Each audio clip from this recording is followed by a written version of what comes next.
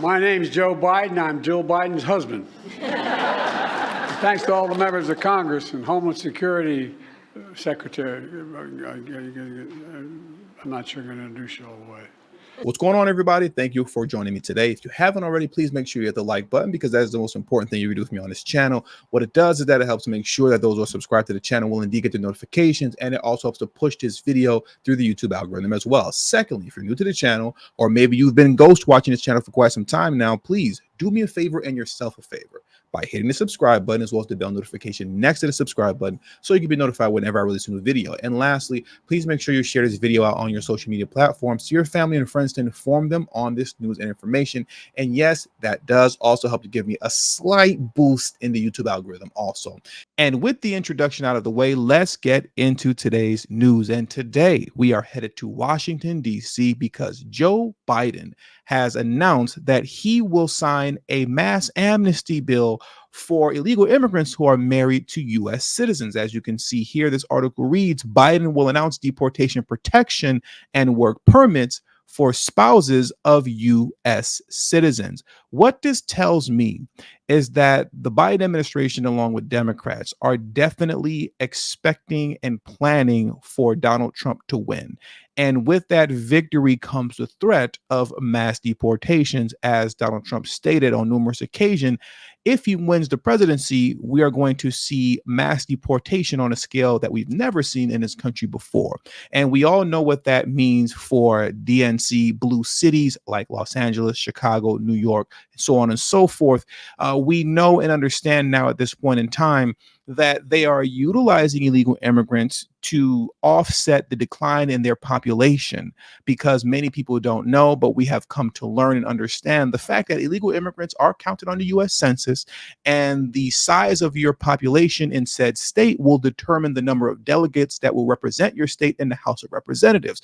When you have a declining population in said city or said state, like Chicago, New York City, and Los Angeles, then obviously that impacts the number of delegates that you have representing you in the House of Representatives. So these illegal immigrants are used to offset the decline in population.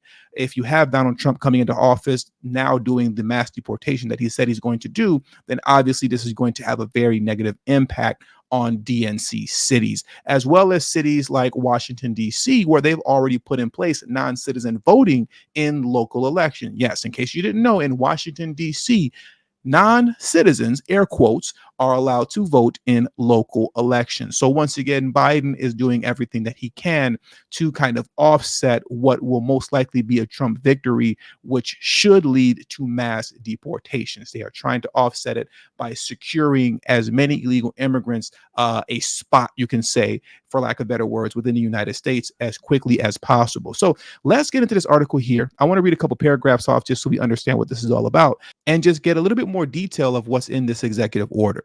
President Joe Biden is planning to announce a sweeping new policy Tuesday that would lift the threat of deportation for hundreds of thousands of people married to U.S. citizens, an aggressive election year action on immigration that had been sought by many Democrats. Biden will announce the program at a White House event to celebrate the Obama-era Dreamers directive that offered deportation protection for young undocumented immigrants, according to 3 people briefed on the White House plans.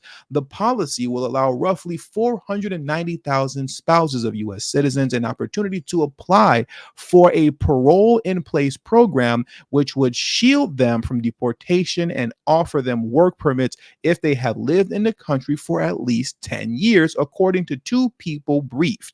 They all spoke on the condition of anonymity because they were not authorized to discuss this announcement publicly. The authority Biden is invoking not only gives deportation protection and work permits, but removes a legal barrier to allow qualifying immigrants to apply for permanent residency and eventually U.S. citizenship.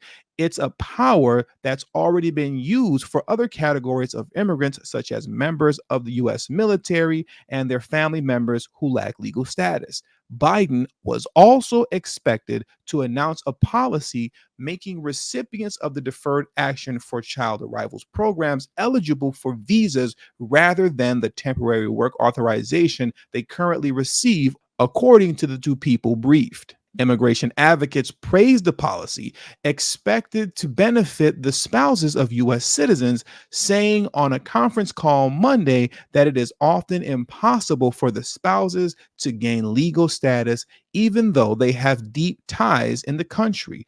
This is a defining moment in history. I repeat, because I have this highlighted blue for a reason. I'm going to be a little facetious if you're Black. I'm just warning you now.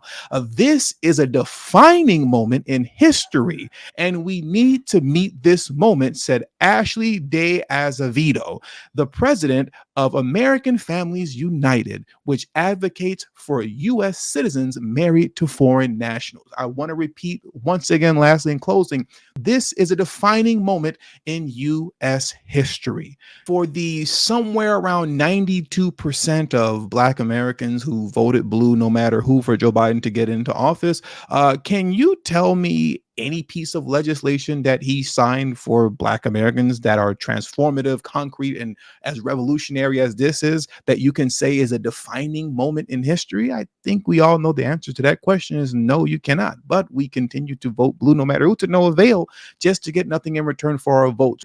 Isn't it somewhat sadistically comical that he would sign a mass amnesty bill for illegal immigrants the day before Juneteenth? I find that hilarious, as well as a slap in the face, or at least it would be a slap in the face for those of you who voted blue in 2020. I mean, if I were you, I'd find it egregiously insulting. Because once again, your 92% didn't get you anything from Joe Biden and Kamala Harris, but it did get a whole lot for illegal immigrants. It allowed up to 10 million illegal immigrants to pour into the country unvetted without any fear of deportation. We've watched billions of dollars get poured down onto the illegal immigrant community across the country in various cities, from New York to Chicago to Atlanta and Denver and Los Angeles. And now we have an amnesty bill for illegal immigrants who are married to U.S. citizens. So this is amazing if you're an illegal immigrant to have this bill be signed a day before Juneteenth. That is amazing. But if you're a Black American getting ready to celebrate Juneteenth tomorrow, well, this is kind of a slap in the face. At least that's how I would feel if I voted for Biden in 2020. But what do I know? Vote blue no matter who. Orange man bad. Donald Trump is racist. Biden 2024. And with all that being said, that does it for today's news. So please make sure you hit the like button on your way out. Subscribe to the channel if you're new to the channel. Share this video out on your social media platforms to your family and friends. And also don't forget to follow me on Telegram at TD Media Group. The link to my Telegram is in the description box below and will be pinned in the comment section as well. Thank you all for your time. And until the next video, peace and have a great afternoon.